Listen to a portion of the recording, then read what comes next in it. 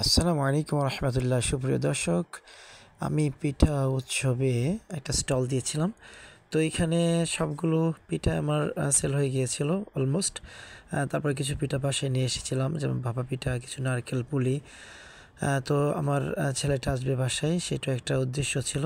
তো ভাপা পিঠা গরম করে আমরা খাচ্ছি এখন। তো ভাপা পিঠা চুলায় গরম করা হয়েছে। তো খুব আনন্দ করে খাচ্ছিলাম। দেখেন ভাপ উঠতেছে। তো আসলে এই পিঠা উৎসবে সবগুলো পিঠাই, যেটা আপনাকে বলেছি, যে সেল হয়ে গিয়েছিল।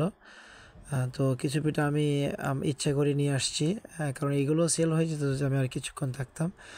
তো কিছু পিঠা নিয়ে আমি চলে আসি, কারণ বাসায় আমরাও খাবো। সব পিঠা তো আর সেল করে দিলে হয় না। তো আমরা পিঠা মজা করে খেলাম। তারপরে আমি এরকম বাহিরে গেলাম বিকেলবেলা। তো দিকে দেখি আরে এত মানে আমিত্তি বানানো হচ্ছে, কারণ পরের দিন এই দিন ছিল সবে বরাতের রাত সামনে। তো প্রচুর পরিমাণে আমিত্তি বানানো হচ্ছে। আমাদের মহল্লায় দুটো মিষ্টির দোকান আছে, তো এইখানে আসলে প্রচুর আমিত্তি সেল হবে এই একদিনে। সবে বরাত উপলক্ষে একটা মানে আনন্দ উৎসব চলতে থাকে এই এলাকার মধ্যে। তো এখানে বিশেষ করে বাচ্চারা মানে এগুলো খুব খেতে চায়, বাচ্চারা এটাকে এনজয় করে। তো আমারও তো দুজন বাচ্চা আছে, তো আমি কিছু আমিত্তি এবং কিছু নিমকি কিনে নিলাম। তো ওরও নিমকি আর এবং আমিত্তি খেতে চেয়েছিল। তো আসলে প্রতি বছরই যে এই দিনটা বিশেষ করে সবার মধ্যে একটা মানে রব একেবারে সাড়া পড়ে যায়।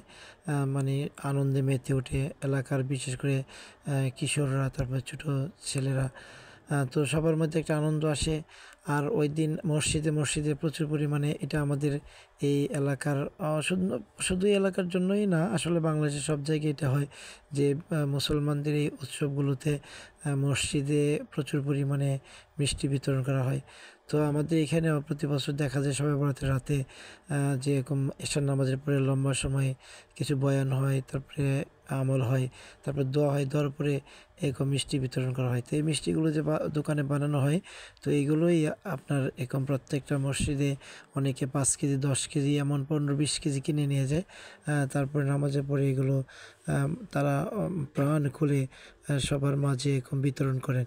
তো বিশেষ করে আমি দেখছি ওই দিন যারা মানে কিশোর বয়সে যারা, তারা মসজিদে খুব আগ্রহ নিয়ে যায় আর প্রচুর পরিমাণে এরকম মিষ্টি নিয়ে আসে।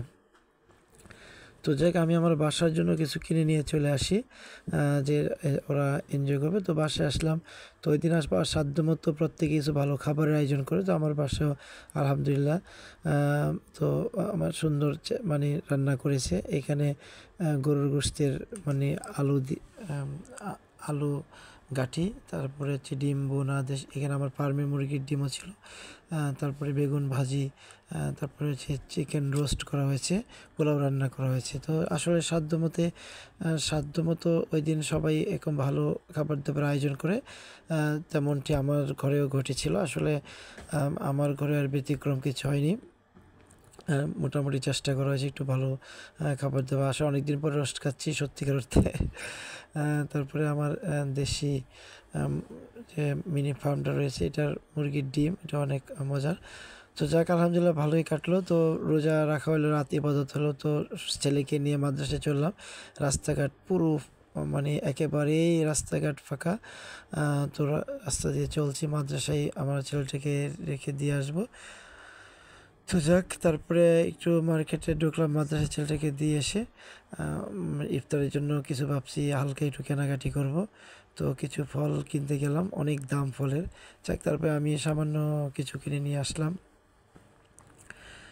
প্রত্যেকটা ফলই আসলে এখন বাজারে বলা যায় প্রাইস অনেক বেশি। আমাদের আসলে সাধারণ মানুষের জন্য অনেকটা সীমার বাইরে চলে যায়। তারপরে এরকম মুদির দোকানে গেলাম, কিছু ডাল, তারপরে ছোলা, তারপরে বেসন, ইত্যাদি আরও কিছু আর কয়েকটা আইটেম লাগবে আরও। তো এইগুলো নিয়ে নিলাম দেখে। তো বাসায় এসে অনেক টায়ার্ড হয়ে গেছি, এমনি রোজা, তাও একদম শুয়ে পড়লাম। তো যাক, এই সবগুলো বাজার এখানে সামনে আছে, কী কী আজকে নিয়ে আসছি। তো অনেক ক্লান্তি বোধ করতেছিলাম। তো এই জন্য শুয়ে পড়ছিলাম। এখানে অন টাইম কিছু গ্লাসও নিয়ে আসছি, এগুলোর একটা পারপাস আছে, এগুলো কিছু কাজে লাগবে আমার। তারপর অন্যান্য যে বাজারগুলো ছিল, ডাল, ছোলা, বেসন ইত্যাদি। তো যাক, আজকের এই দিনটা ইবাদত বন্দেগীর পরে রোজার মধ্যে ভালো এনজয় করলাম। ওকে দর্শক, আপনাদেরকে অনেক ধন্যবাদ ভিডিওটি দেখার জন্য। আসসালামু আলাইকুম ওয়া রাহমাতুল্লাহ।